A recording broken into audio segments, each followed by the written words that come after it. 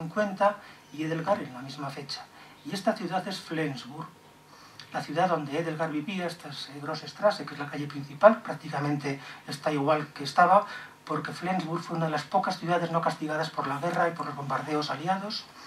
Y hemos visto aquí la imagen anterior, con ese puente bajo un cielo estrellado, y tiene un simbolismo esta imagen, así lo he querido reflejar, porque entre Edelgard, en el norte de Alemania, la ciudad más septentrional, está justamente en la frontera con Dinamarca. La ciudad más al norte de Alemania es Flensburg, y José está en lo más al sur de España, que está en Ceuta, en la mili, haciendo la mili.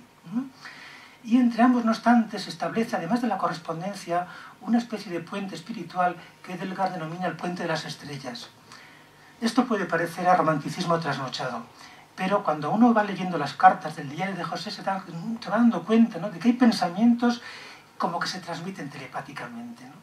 Y además Edelgard, que toca maravillosamente el piano, pues a veces queda con José un día a una hora y dice: tal día, a tal hora, yo encenderé 3 bujías para ti y tocaré estas obras al piano. Y José, el pobre, en Ceuta o en el cuartel de Madrid, sin tener un mal tocadiscos que pueda reproducir la música que Edelgard está tocando en ese momento para él, ¿no? Es realmente algo muy hermoso, casi ni del siglo XX, casi del siglo XIX, ¿no? Bueno.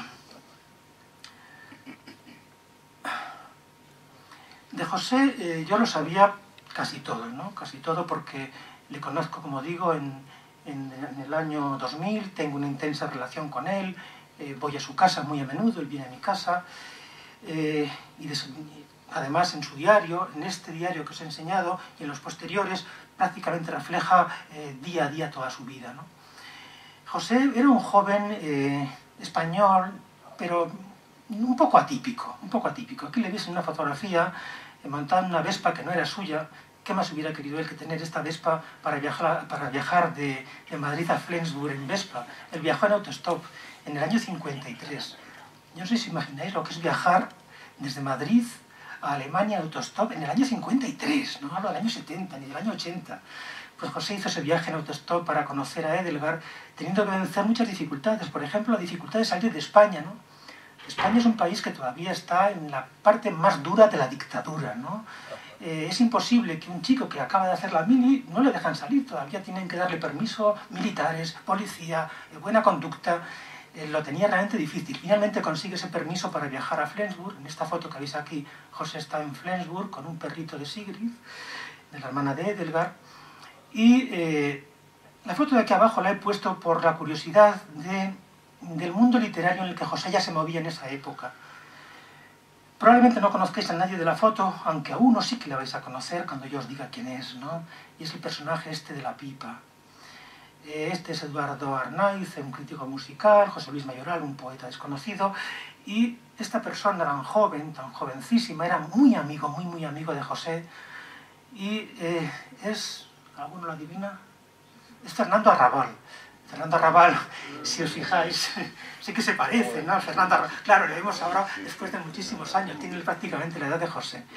Fueron muy amigos, es más, en su primera obra, El hombre del triciclo, se la dedica a José Fernández Arroyo porque un poco la publica y gracias al estímulo de José Fernández publica Arrabal la obra.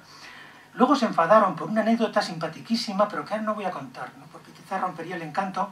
Si queréis, luego al final me preguntáis, os la cuento la anécdota, por qué se rompió la amistad entre Arroyo y Arrabal. Estos son algunos de los libros de José Fernández Arroyo, los primeros libros, en torno a lo último, del año 56, si no estoy equivocado, 59 y 61. No he leído hasta ahora nada, pero había traído un pequeño fragmento para que conocierais un poco la calidad poética de José Fernández Arroyo. Hay poetas, hay escritores que la vida no les trata con la justicia necesaria, ¿no? Siendo grandes poetas, como es el caso, pues prácticamente nadie les conoce. Voy a leeros muy poquitos versos del inicio de Especie Pensativa para que veáis un poco la calidad poética de este hombre, ¿no? Es un poema largo, leo solamente, insisto, poco más de media docena de versos. Comienza este poema diciendo: donde el hombre yace se levanta una plenitud. Y se dijo: es preciso buscarle compañera. Y se dijo: ¿qué mejor que un pedazo de su carne? Y pensó: así me evito el crear otra especie. Estoy cansado. Allí donde el hombre radica hay un mundo incompleto, hay un oscuro desaliento, un intocable paraíso, una pregunta vertebral, un germen de légamo fecundo, Abraham, Abraham, tendido sobre el cosmos, Jehová, de bruces, extenuado. Amanecía una jornada de paz que hubiera sido memorable. La última fruta acababa de ser inventada y el árbol solitario crecía en un calvero cerca del borde de la selva. Sabio fermento, el de los jugos vegetales. Nacer, morir, dormir, that is the question. Veis un poco también la hondura del poema y la ironía. José es parte de un movimiento poético que se llama postismos, uno de los representantes importantes del postismo, que conjugan siempre eso, un poco la hondura del verso y la ironía en algunas partes, ¿no? Son versos hermosísimos, tendidos sobre el cosmos, Jehová, de bruces, extenuado. Es un verso bellísimo. Bueno, insisto que sobre José lo sabía todo, pero la novela no hablaba de José. La novela quería hablar de Edelgard Lambrecht, ¿no? De la vida de esta chica alemana de la que yo no conocía apenas nada. Conocía todo lo que ella cuenta en sus cartas, pero ella en sus cartas cuenta muy someramente la historia de su familia, su vida en Stettin. Cuenta, da pinceladas, pero muy sueltas y muy incompletas, ¿no? Entonces me hacía falta un enorme trabajo de investigación. Yo tenía de ello esto, lo que veis, las cartas, como veis, tenía algunas fotografías, es Edelgard en Flensburg, su hermana Sigrid, afectada por la misma enfermedad.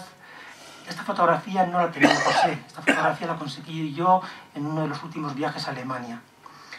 Tenía esta fotografía que tomó José en su viaje de 1953, en el que se ve muy borroso al padre de Edelgard, y este interrogante para mí era el padre de Edelgard, porque me parecía que, ya que de Edelgard no podía encontrar ningún dato, ¿no? Era imposible, y eso que escribía a toda la familia, a todas las personas que encontré con un domicilio conocido de apellido Lambrecht. De hecho me hice de Facebook, entre otras cosas, luego me he borrado, por cierto, pero me hice para poder escribir a todos los Lambrecht que hubiera en Alemania y en Polonia. Y escribí como a 50 familias, casi todos me respondieron, casi todos. Todos se sentían conmovidos un poco por la historia de estas dos hermanas muertas allí en Stettin, pero por desgracia para mí ninguno me decía que era familiar de ellas, ¿no? Y yo preguntaba entre otras cosas si sabían, si fueran familia, aunque fuera de familia lejana, cuál era el nombre de su padre para poder yo proseguir esa investigación, ¿no? En esta imagen veis que he dejado iluminada una parte de la carta, y esa sí que me voy a permitir leerosla.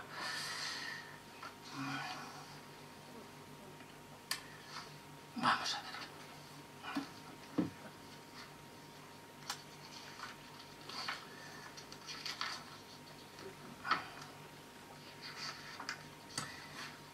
Y ahora, dice Edelgard, te hablaré un poco de mi vida y mi familia.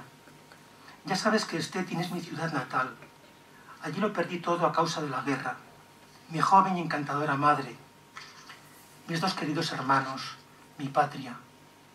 Mi madre, mis hermanos y otros parientes próximos murieron de tifus, de hambre y de dolor en marzo de 1946 en Stettin.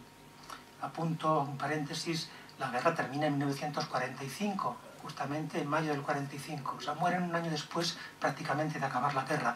De hecho, un poco más tarde, porque la guerra en Stettin acaba con la entrada de las tropas rusas en abril del 45. Fue un gran milagro que mi hermana y yo, también nosotras padecimos un grave tifus, escapáramos de aquel terror. Pero nuestra salud ha sufrido mucho. Nuestros músculos están muy debilitados. Dios mío, a menudo me encuentro tan desesperada que desearía estar con mi madre y mis hermanos. Ah, la vida es tan despiadadamente dura. En abril de 1946, los rusos y los polacos nos expulsaron a mi hermana y a mí de Stettin. No teníamos a nadie, hasta que en junio encontramos a nuestro padre en Flensburg. Mi padre había sido un oficial de la Armada Aérea. Sí, la suerte de mi familia es parecida a la suerte de Alemania. No quiero pensar en ello, no quiero. Bueno, es de los pocos datos que da sobre su padre, que dice que ha sido oficial de la Armada Aérea. Entonces yo digo, bueno, pues es una pista, ¿no? Un oficial de la Luftwaffe, bueno, vamos a intentarlo. En otra de las cartas menciona que, como veis, estoy desarrollando esta interrogante que tenemos aquí, ¿no? en la foto. En otra de las cartas menciona que su padre había recibido la Cruz de Hierro, sabéis que es una distinción que se daba a la gente por méritos de guerra, y que al final de la guerra había sido nominado para recibir la Cruz de Caballero de la Cruz de Hierro, el nombre técnico en alemán, que era la más alta distinción que había en la jerarquía de los nazis a los héroes de guerra. Para un piloto, recibir la cruz, para un piloto que yo imaginaba que su padre era un piloto, por lo que comentaba ella, significaba ser alguien con un palmarés enorme, ¿no? Algo así como haber derribado a 20 aviones enemigos, porque había un baremo de puntos para recibir la Cruz de Caballero, ¿no? Pero yo por ninguna parte encontraba a ningún piloto llamado, apellidado Lambrecht. Encontré a uno, ciertamente encontré a uno, pero había muerto en el año 43 en Noruega, con lo cual no me valía, porque el padre de Edelgard en el año 46, como ella dice, estaba vivo, ¿no? Bueno, pues esa era mi cuestión y ahí estuve atascado muchísimo tiempo, ¿no? Documentándome sobre la guerra. Has dicho, Mónica, que soy un experto. No, no soy un experto, he leído unos cuantos libros, pero experto no, es un tema tan complejo, tan lleno de datos que es complicado, ¿no? Estas fotografías que os estoy poniendo están en esa época de documentación, son fotografías de Stettin, la ciudad esta del norte de... no de Alemania, sino ahora de Polonia, ¿no? Donde había nacido Edelgard. No tenía ninguna posibilidad de encontrar nada. Esta fotografía que encontré en internet me parecía interesante, aunque ha tenido que pasar mucho tiempo, tuvo que pasar para que viera realmente el interés profundo de esta imagen. Y es que este es el barrio donde nació Edelgard. Claro, yo al principio no lo podía saber. Yo sé que es de Stettin, pero no tengo ni idea ni dónde vive, ni qué ha ocurrido con su casa, ni con nada, ¿no? Y lo supe porque, si os fijáis en la foto, veis el puntero, ¿verdad? Fijaos en esto y fijaos en esto. Es la parroquia de San Pedro y San Pablo, donde después de mucha investigación supe que Edelgard había sido bautizada y este era precisamente su barrio, ¿no? Un barrio, como veis, completamente destrozado por los bombardeos, ¿no? Bueno, antes os enseñaba la fotografía esta. Oye, si la hora se hace muy tarde, yo he preparado una barbaridad, 40 imágenes, pero yo creo que si llego a la 20 me voy a dar por satisfecho y cortamos, porque esto puede ser, si no larguísimo, y tampoco es cuestión de aburriros aquí, ¿eh? Bueno, otras fotografías de Stettin. Esto sí que es de la época donde Edelgard ya estaba en este mundo, ¿no? Este es el mismo puente, Langebruck, Puente Largo. Esta es la Catedral de San Jacobo, de Stettin. El puente, no otro, este es otro puente, ¿eh? No es el mismo porque había varios puentes similares. Este es el puente de la estación de ferrocarril. En fin, la ciudad de Stettin fue tremendamente bombardeada en la guerra. Aproximadamente el 60% de sus casas fueron destruidas y murieron muchísimos miles de habitantes de Stettin. La población de Stettin al inicio de la guerra era cercana, parecía la de Valladolid, para que tengáis una idea, unos 300.000 habitantes, ¿no? Al final de la guerra quedaban solo 15.000 en Stettin. No es que hubieran muerto, es que habían tenido que huir. Murieron aproximadamente unos 40 o 50.000, se estima. No voy a entrar en estas fotografías, son una de un fotógrafo ruso, estas de Dresde tras un bombardeo. Bueno, sí que voy a entrar un poco, porque hay un detalle que a mí me parece tremendamente atroz de la fotografía, ¿no? Es un refugio antiaéreo. La historia de Dresde yo creo que la conocéis casi todos. Se bombardeó ya en los últimos meses de la guerra. No era un objetivo estratégico Dresde. En Dresde no había tropas, no había fábricas de armamento, no. Era una ciudad, llamada la Florencia del Elba, una ciudad muy hermosa, ¿no? Se bombardeó, lo describo minuciosamente en mi novela.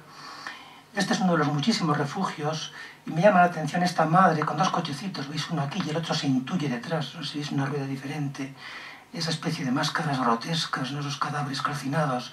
Y a mí me impresiona mucho porque se bombardeó en febrero del 45, digo que la guerra acababa enseguida, y era un mes frío, febrero en Alemania es un mes frío, esta estufa, ¿no? Esta estufa para no tener frío, qué ironía, ¿no? Y este reloj es idéntico a uno que yo tenía en mi casa de pequeño y que habréis tenido casi todos. Un despertador, no sé si lo veis bien, ese despertador, ¿no? Que se paró ahí en este momento trágico. Bueno, pasamos fotos. Esta sí que me interesa. Yo soy un poco reacio a los mapas, siempre a cómo nos han contado la historia, ¿no? Se nos cuenta con cifras, con mapas, pero los mapas nunca reflejan la intensidad del dolor, ¿no? Los mapas en general son fríos como las cifras, ¿no? El mapa que veis aquí arriba a la derecha es un mapa de Alemania tras la Primera Guerra Mundial. Antes de la guerra todo esto estaba unido, todo esto era Prusia. Después de la Primera Guerra Mundial una parte de Prusia se le da a Polonia Polonia es un estado que se recrea de alguna manera, por decirlo rápido, tras la Primera Guerra Mundial, porque antes su territorio estaba dividido, había sido un reino real, Polonia, pero por el Imperio ruso y por el Imperio alemán. Y después de la Segunda Guerra Mundial, cuando acaba, sabéis que hay dos famosas conferencias, la conferencia de Yalta, la primera, y luego la de Potsdam, en las que se hace un reparto de Alemania en 4 zonas de influencia. Y la parte que veis aquí en blanco, en esta imagen, es el territorio históricamente alemán que deja de ser parte de Alemania, es casi como una cuarta parte.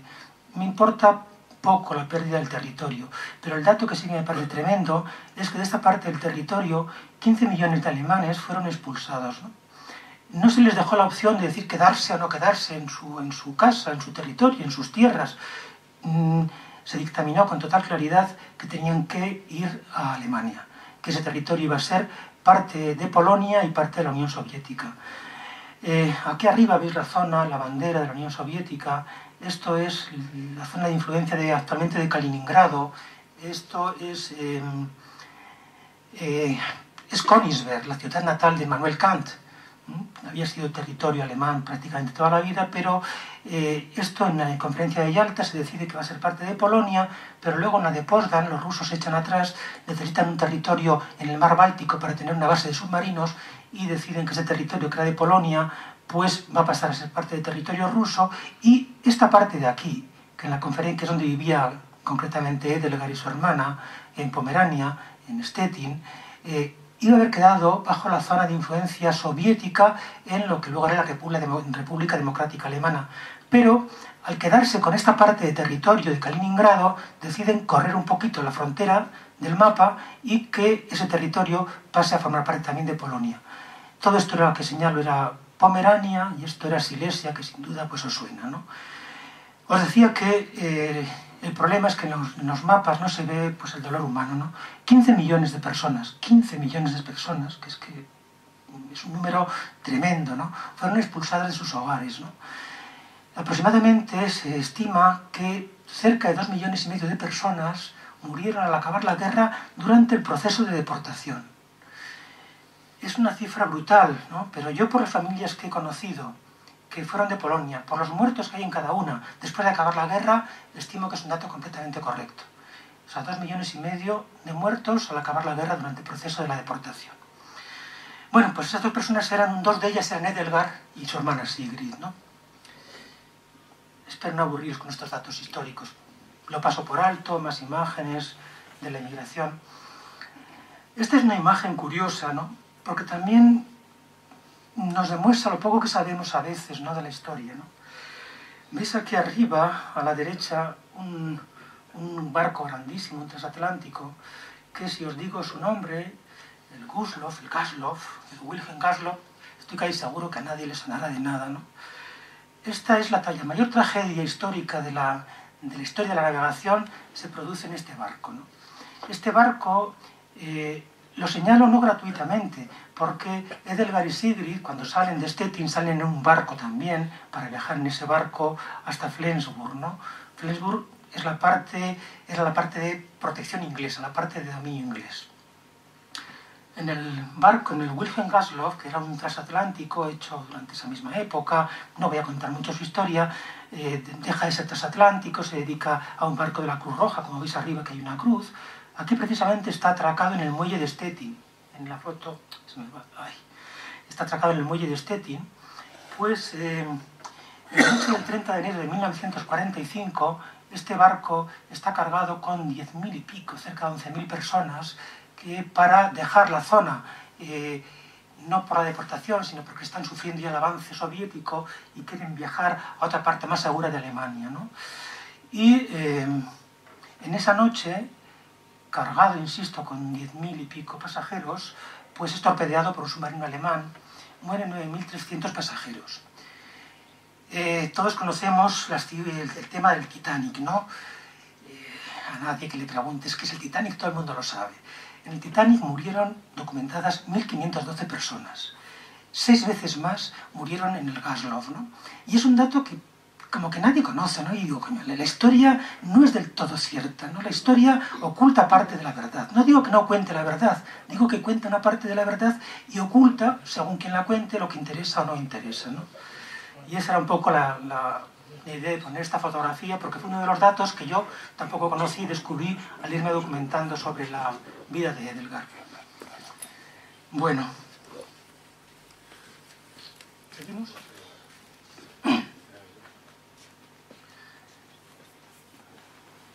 Otra de las cosas que más me pareció espeluznante cuando iba... Aún sigo con la interrogante, ¿eh? Aún no sé quién es el padre de Edelgard, ¿no? Solo sé que era un oficial de la Armada Aérea. Entonces, pues leo que prácticamente todo el ejército alemán es hecho prisionero, prácticamente en su totalidad, y estas son fotografías tomadas de esta revista, Saturday Night, una revista de 1989. Si alguno tras leer el libro tiene interés, se la puedo mandar en PDF, porque lo tengo en PDF. Y es una de las primeras veces que un historiador occidental, concretamente este es un canadiense, James Bake, escritor Bake, habla del destino de los soldados alemanes en los campos de concentración de las tropas aliadas, ¿no? Esto también es algo completamente novedoso. Es más, he visto que en Alemania tampoco conocen esta historia, ¿no? Es algo muy curioso. Recuerdo que en uno de los viajes que hice a Alemania con mi mujer, estábamos en casa, bueno, ya de un amigo, e invitó allí a un oficial de policía, jubilado, pero oficial de policía, de Flensburg, y cuando hablábamos de este tema de los campos de concentración, él me miraba como diciendo, pero este tío, ¿qué está contando? Dice, los campos de concentración, me dice, no, eran los nuestros, que teníamos allá a los soviéticos y a los judíos. Digo, no, que eso lo sé, eso ya lo sé. Yo no estoy hablando de esos campos, que esa historia es muy conocida. Estoy hablando de los campos en los que los soldados alemanes estuvieron prisioneros al acabar la guerra. Y él se quedaba como diciendo, pero ¿qué viene este chico de España, chico, perdonad, chico, a contarnos una historia? No se lo podía creer. Digo, mira, cuando vuelva a España te voy a mandar unos documentos. Entre otras cosas le mandé esta revista canadiense, ¿no? Para que se lo creyera, ¿no? Aquí veis, estos son campos vigilados por soldados norteamericanos, como estáis viendo aquí, son los famosos campos del Rin. Campos atroces, ¿no? Veréis un barracón, bueno, aquí veis aquí un poquito ahí, pero son con soldados hacinados, soldados cavando madrigueras para protegerse del frío, del calor, ¿no? Bueno, si os digo la cifra que he visto, que de soldados alemanes que murieron después de acabar la guerra, es atroz. Cerca de un millón de soldados alemanes mueren al acabar la guerra. ¿Y mueren de qué? De disentería, muchísimos. De hambre. O sea, una situación penosísima. Esta es una parte de la historia. Aquí veis, no sé si se lee el subtítulo, dice el último secreto sucio de la Segunda Guerra Mundial. Publicado en el 89, pero claro, son cosas, insisto, no se conocen, no se hacen películas de esto. Los alemanes sienten auténtico pudor de hablar de esto porque tienen, con razón, un gran complejo de culpa, ¿no? Ellos se les ha hecho ver, como a todas las atrocidades del nazismo. ¿Qué palabras vamos a poner? O sea, horroroso, ¿no? Pero, en compensación, han querido olvidarlo todo. Lo uno y lo otro, ¿no? Bien, entonces yo decía, vamos a ver, ¿qué ocurre con el padre de Edelgard, que en 1946, cuando millones de soldados alemanes están en cantidad enorme de campos de concentración, y no cuento los que fueron a Siberia, que eso murieron casi todos, casi todos, él está libre, ¿no? Yo es algo que me costaba realmente muchísimo comprenderlo, y por eso necesitaba saber algo, saber su nombre, no solo su apellido, porque si uno busca Lambrecht, encuentra muchísimos Lambrecht, pero ¿quién es el Lambrecht que uno está buscando? ¿No? Necesitaba su nombre. Bueno, vamos a pasar. He dicho que si llegamos a 20 imágenes está bien y lo cerramos, que tampoco es cuestión de destripar ahora toda la novela, ¿no? Otras imágenes, algunas creo que se han repetido. Esta es una imagen de Berlín, ¿no? En el año también 54, si no me estoy equivocado, bueno, ahí destazando un caballo. Estas son tropas alemanas entrando en un pueblecito ruso, una ciudad rusa, en Mulhausen. También es foto de un fotógrafo soviético magnífico, Arkady Seiket. Bueno, yo finalmente tenía que viajar a Alemania porque si no me era imposible. Y esta foto, bueno, es simpática para mí, porque veis, aquí esta casa es la casa de los Jensen, ahora antes desconocidos, ahora muy buenos amigos, y siempre que nos hemos alojado en su casa, en el mástil de su jardín ha estado la bandera de España, ¿no? Algo que, claro, aquí en España esto nos parece absolutamente pintoresco, ¿no? Yo cuando fui la primera vez, esta es de invierno, este es del segundo viaje que hicimos a Flensburg, en el primero, cuando vi la bandera de España, yo le pregunté, pero bueno, parece que tu casa va a ser ahora la Embajada de España. Y él me dijo muy finamente, mientras tú estés en nuestra casa, esta es la Embajada de España. Realmente una gente maravillosa, ¿no? Y su ayuda fue tremenda para poder avanzar en esta investigación. Y gracias a este hombre, a este amigo, Jensen, pues Dieter Jensen, pude saber finalmente el nombre del padre de Edelgard y algunas cosas más. Ya antes de que viajáramos a Alemania, yo le ofrecí un intercambio. Le dije, mira, tú vienes a Segovia, yo te dejo mi casa en Segovia y tú me dejas tu casa en Alemania. Cosa que es muy interesante, por cierto, para vacaciones. Yo solo le decía, tu casa está muy lejos del archivo, cuando empezamos a escribirnos. Y él, ¿por qué quieres saber si está muy lejos del archivo? Digo, porque yo viajo a Flensburg, me interesa conocer el archivo de Flensburg. Lo demás casi que no me importa. Entonces fue cuando le conté la historia y él se molestó en mirar en el periódico local. Yo sabía la fecha de la muerte de Edelgard en 1970 y la sabía porque lo había investigado tiempo atrás José. Y él buscó en los periódicos de la época y encontró la esquela de Edelgard, ¿no? Que para mí fue tremendo encontrar esa esquela porque no solamente era la testificación de que esto no era un sueño, ¿no? De que toda esta historia era real, de que ese personaje había existido en esa ciudad y esta era la esquela de su defunción, sino porque ahí me ponía el nombre del padre, ¿no? Oskar Lambrecht y Sigrid. He dicho que iba a llegar a la foto 20 y casi, como veo que son las 8, que alguna persona se levanta porque tendrán cosas que hacer, espero que no sea por aburrimiento, pues casi que lo voy a dejar aquí. Sé que hay mucho detrás, ¿no? Solo voy a decir una cosa, ¿no? Que no. Para el que no haya leído la novela. Finalmente, el padre de Edelgard, Oskar Lambrecht, que vemos en esta foto, sí que había sido oficial, ¿no? Pero, para mi sorpresa, cuando tengo el nombre, lo busco, había sido oficial de las SS. Y no un modesto oficial de las SS, no. Un cargo de Obersturmbannführer, que es teniente coronel. Teniente coronel, yo no he hecho la mili, soy además de vegano, antimilitarista, y es un alto cargo. Teniente coronel no es un cabo chusquero. Bueno, la investigación se desarrolló luego en América, tuve que pedir muchos documentos a Estados Unidos, parte de aquí de los documentos que he traído, que siempre hay alguna al final que quiere ver alguna cosa, ¿no? Son los documentos nazis del historial de este hombre. Bueno, esto es lo que os puedo contar de momento. Yo creo que dada la hora, prefiero casi que me hagáis preguntas y que las dudas que tengáis, si podéis, leéis la novela y seguro que os quedarán resueltas todas o casi todas.